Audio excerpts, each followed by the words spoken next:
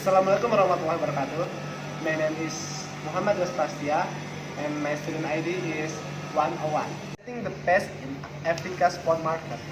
China's unknown transient sells 3 in 10 bonds on the continent. The flip side, threat of civil war. No matter how many bonds you sell, the way go has learned. It's tough to keep to schedule when the government declares martial law. During his 8 years in Ethiopia, he has helped turn little-known transient holdings, owner of the sleepy Chinese brand Technomobile, into Africa's leading mobile device maker. Having sold at least 200 million pounds on the continent, he picked the outskirts of Addis Ababa, Ethiopia's capital, as the site for 280,000 square foot factory. It was supposed to be pumping out as many as 2 million pounds a month by July, but things are not working out as planned. Ethiopia ruling coalition declared a state of emergency in mid-February after the surprise resignation of Prime Minister Helen Raimi. This silence destabilized the rest of the autocratic regime. For transitions, the fallout has been a lesson in risk. The company profits from China checkbook diplomacy in Africa, but now face the downside. Public outcry against worsening inequality and repression. There are many things that can be controlled in Africa, he says. Sometimes your plan don't work. To say transition and its fund are little known outside Africa is an understatement. Tecno has never cracked the top 10 smartphone brands in China and doesn't sell in the US or Europe, yet its parent account for 30% of African phone sales, compared with 22% for second place Samsung, according to research analysis. Reclusive founder Zhu Zhejiang controls the private company via a string of related backers and funds, as well as some government-backed investment. Zhu 44 has said he plans to go public at some point from a reverse merger with Sinopharm Industry Group, a Chinese manufacturer of stainless steel pumps.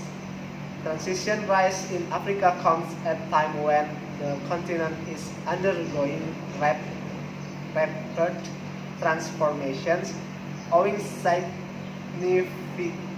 significantly to convergence of technology, trade, urbanization, and a huge swing in Chinese investment, including $60 billion since 2016.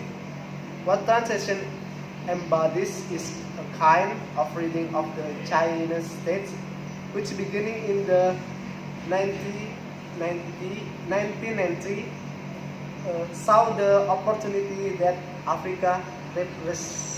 Say Howard French, author of China's Second Continent, How a Million Migrants Are Building a New Empire in Africa. Transition had a discipline and stick to itiveness that allowed it to achieve results. The company's origins were humble. Founded in 2006, it built its African business on cheap hardware and software, tailored for customer would long gone underserved by companies from the US, Europe, and Japan. At transition first assembly line in Ethiopia, you and five other Chinese except slept together ponds on the ground floor of a three-story villa in the center of town. The place was very small, but we had everything we need to produce a cell phone, he recalls. We sold his first couple of thousand Technoflip phones in bulk to local resellers. He charged at least 10% less than rivals in the $20 to $50 range, according to analyst estimates and promised to handle customer service, including repairs. Within a few months, demand hit the tens of thousands. He moved production from the villa to a proper factory and began focusing on custom features. Transactions at sought for multiple SIM cards and made it easier for customers to toggle between wireless networks, saving money. Chinese engineers developed camera software that could better register dark complexions. A lack of electricity infrastructure shift the focus toward longer battery life. These are what you call micro innovation, says Arif Chowdhury. An early transition staffer who now oversees expansion in Latin America, India, and Southeast Asia. What made us different was that from early on, we made a product just for the Africa market.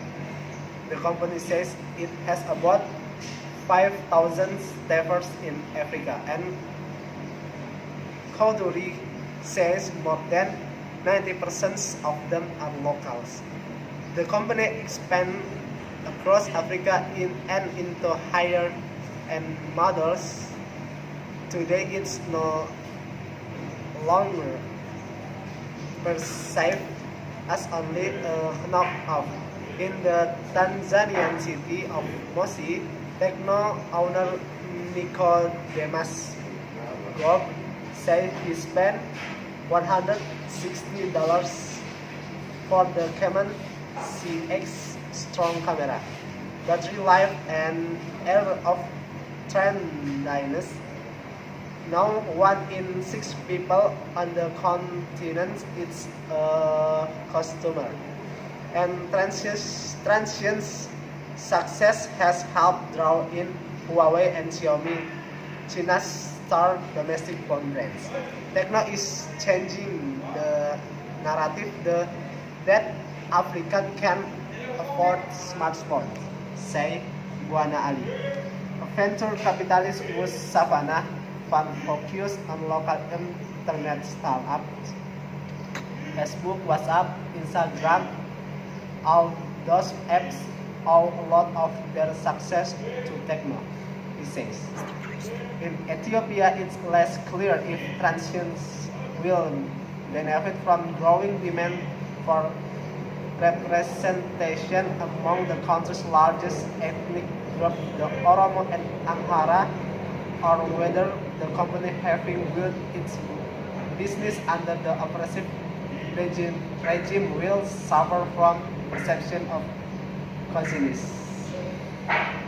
I find it quite incredible how China, agency, investor, and government continues to promote Ethiopia as an investment destination, say Ganecho Ibrahim, an activist on Oromia. Think twice. You doesn't see it that way. We are adjust that tension in bridging mobile and internet connection to the country and hiring and training locals, which will help economic growth. Political stability is a huge concern, he said. But he's optimistic. He says Transient is investing for the long term, and the new Addis Ababa factory could be running by Ajus, regardless of who's running the country. Jinpir Kabistan, CEO author of Tanzania-China a leader offensive in the era of multipolarity, said techno would be wise to pay closer attention to politics.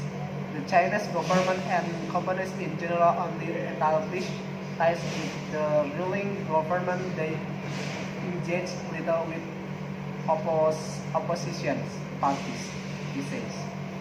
That could be a problem down the road. Guru Chen with Yuan. Thank you. And Assalamualaikum warahmatullahi wabarakatuh.